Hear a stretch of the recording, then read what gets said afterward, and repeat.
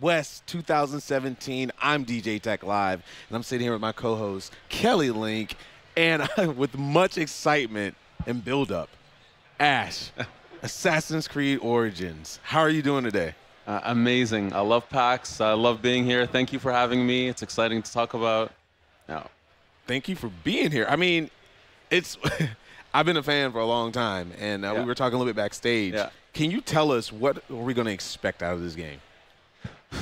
So, I mean, we've been working on this thing for 4 years now, so we put a lot of love and passion into it. You know, when we started this project, we wanted to do something really modern and fresh for Assassin's Creed. We're coming up to the 10-year anniversary, so we really needed to bring something new. And so we pushed ourselves. We set our plans in motion to make something that was epic for the series. So we're telling the origin of the Brotherhood. Hence the title. But we wanted to have a moment to have a freedom to be able to create a massive game, to work on combat and stealth and do a new quest structure and do a new definition of what an open world in Assassin's Creed was, but still doing something that was an authentic AC game. So, giving homage to our fans, to the lore. So it's been a passion project for 4 years now. We're close. We're very close. So it's a pleasure to be able to show it off, to talk about it, have people play it. We have demos here that people are playing, and the reception's been super wonderful. What was the creative process to decide that the origins of the Brotherhood was going to be in Egypt and not another location? It was a mix of, we finished Black Flag, and then we started this project, and very quickly we said we wanted to do Egypt. It's a setting that we've been wanting to do, a setting that we know fans have been asking for. And we felt that we learned enough on Black Flag to be able to bring a world of this scope and size to life. So effectively, we started with a map that was about, Black Flag world map and replaced the water with land. So we felt we're at the time, we can do it, we can pull it off. And then being set in ancient Egypt and taking the time period of Cleopatra, it's about over 1,000 years before the first AC, so it kind of gave us a really good standing point to say, you know what, we can tell an epic story that is really important to the series, which is the origin. And then, of course, it was a matter of how do we infuse Egypt intimately into that origin story. So for sure, things like religion, culture, the background of our characters, the background of Bayek and who he is intimately married into that birth. Now, I'm a bit not confused, but between Cleopatra's time, is that New, Middle, or Old Egypt? So this is the end of the old era. Okay. So this is around 49 BCE. Okay, perfect. So effectively, she's the last pharaoh. We felt that this was a time period where Egypt is very rich already with history and culture. So that even if Bayek, our protagonist, is roaming through the world, that he's still discovering his own country, because we want our players to discover it as well. But it also affords us to meet epic characters like Caesar and Cleopatra, to go through the end of the old era, the beginning of a new world. And it felt like that this was an amazing crucible of history to give the birth of our order, which lasts for 2,000 years in our lore. So it just felt like, the stars were aligning. This is an epic time period for us, and it connected really well with what was happening at the time period.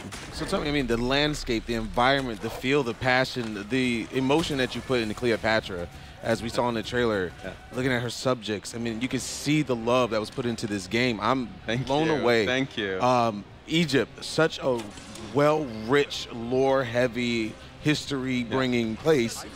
What research did you guys do to? This looks amazing. I feel like Thank you. I was there. I feel like I'm there right now. What research went into this? Well, we're one of the only series that takes a look at history from this perspective, where we embed you deeply into that history and have you interact with the people, the situations, the locales. So we take it very seriously. We say history is our playground, which means that, we're creating a fiction, but it's a credible fiction. We try to do justice to the culture, to the time period.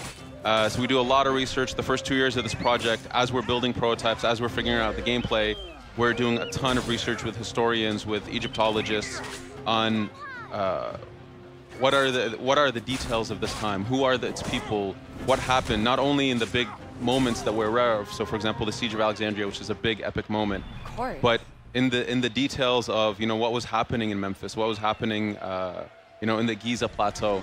So we spent years researching. We have historians embedded in our team that are always there when we do, let's say, narrative reviews, discussions about locations, just to give us, making sure we understand the anecdote of history.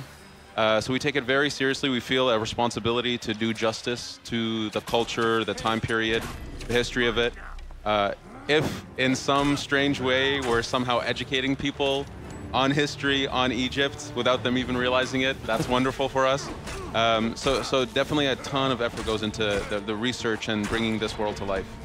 Beyond the setting, what else has changed in Origins between the gameplay and mechanics? Has anything been added? Oh, absolutely.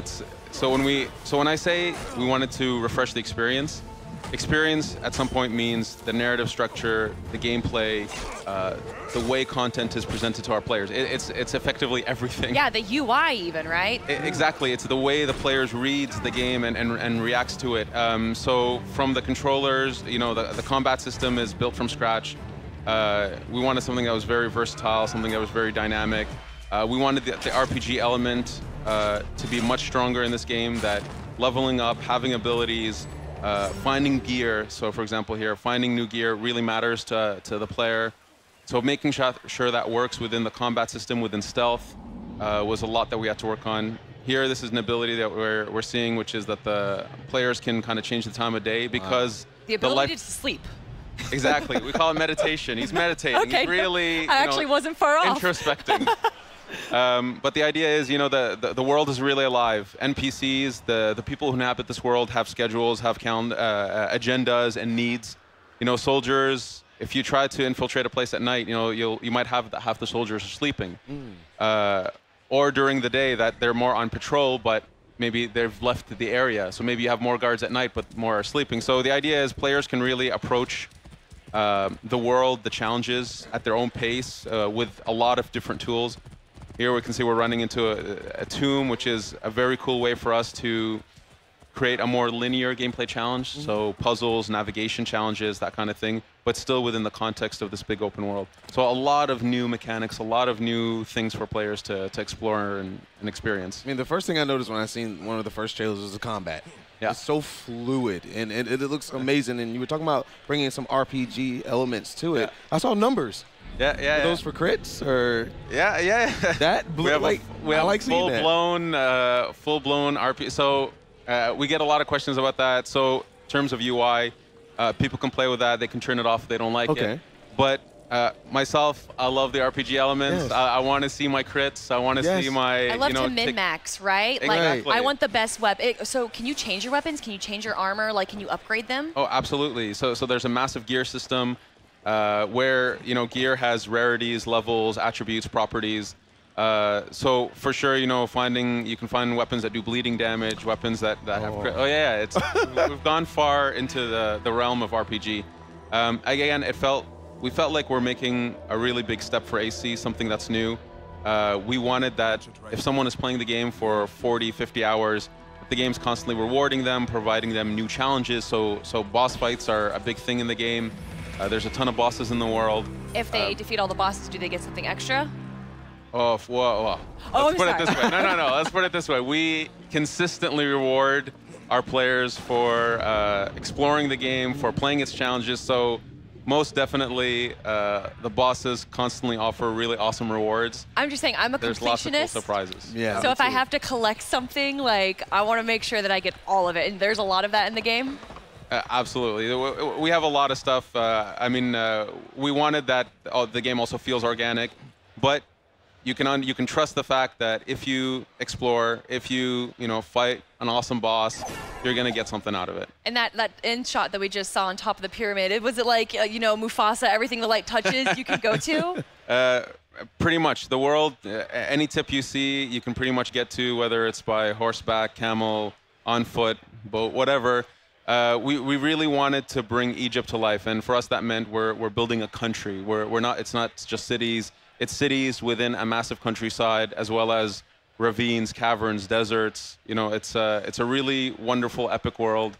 So absolutely, from that Pyramid Point. You can look off to the Qatar Depression, see the mountains in the back, and just travel there. That was something I was really going to touch on. Like, you guys don't understand how epic this is. Like, a lot of games have a lot of problems introducing that world from a vantage point. There's a lot of pop-ins. There's a lot of stuff like that. But we're getting like the feel of Egypt. A lot of movies that you see, you'll see somebody on top of this big sand dune, and they're doing this, and they can see all out. But I get that feel from this game, and it's amazing to see so much going on. And then when you look down into the city, people have their own agendas. Absolutely. You know, it's quite amazing. And no, but we wanted people to be in awe of the world of Egypt. We fell in love, you know, all the research that we've done. Personally, for me, it's been a passion to be able to bring this world to life. So we wanted that people fell in love with this world, that they wanted to explore every detail of it, that they were in awe of its magnificence, its scope, the things that you can find there, the things you can discover.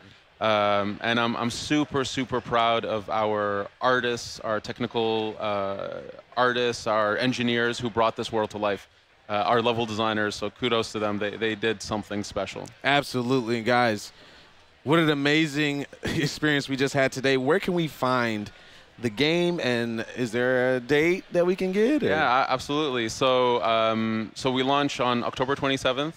On Xbox, Xbox One, PS4, PS4 Pro, PC, and we're a launch title for Xbox One X. So on November 7th. And for trailers, information, you know, there's the Assassin's Creed Twitter, Facebook. There's a ton of information out there.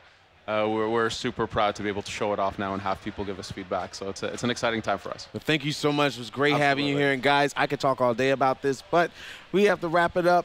Thank you so much for joining us, Kelly Link Absolutely. and Ash. Thank you. We have more upcoming. Don't go anywhere, guys. More exciting titles coming to you real soon.